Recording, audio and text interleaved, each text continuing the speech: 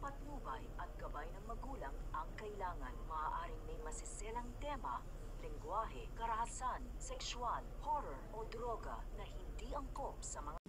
Sa pagpapatuloy nga po ng pambansang teleserye ang Batang Quiapo, ito nga pong si Amanda ay nahuli na ni Agosto at maging ang mga kasama niya na sina Supremo ay nakakulong na at pinahihirapan ng mga pulis doon. Samantala, si David naman ay dumalaw kay Tanggol, subalit masakit na salita lamang ang kanyang sinabi rito. Pagkatapos ay sinabi rin niya sa kanyang ama na siya pinagbabantaan ni Tanggol, samantalang hindi naman. Sinungaling talaga itong si David kaya't lahat ay gagawin para lang mapahamak si Tanggol. Paniwalang-paniwala naman itong si Rigor sa kanyang anak at sinabing hindi mangyayaring makakalabas pa si Tanggol sapagkat gagawin niya ang lahat ng paraan upang ito ay lalong madiin.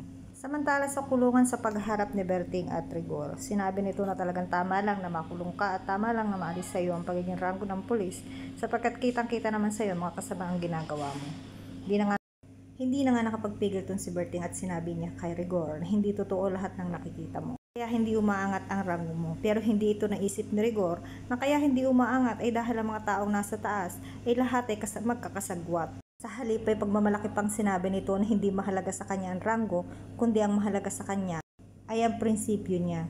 At dahil dito ay sumagot na rin si Supremo na, Sir, hindi po totoo lahat ng mga binibintang nila sa amin na hindi totoong nanloob kami at nagnakaw sa bahay ni Augusto. Sa takot nga ni Pacheco na mabuking siya ay agad-agad pinadala sina Supremo at Berting pati ang mga kaibigan nila sa taas upang sila'y pahirapan.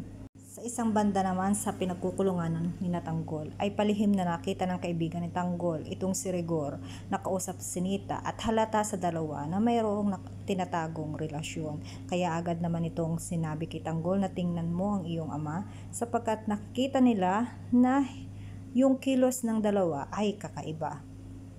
Bigla naman dumating itong ninong ni Tanggol at sinabi kay Tanggol na ang dalawang iyon ay talagang magkaibigan lamang at si Nita ay talagang mabait lamang sa pagtatakip sa kanyang kumpare.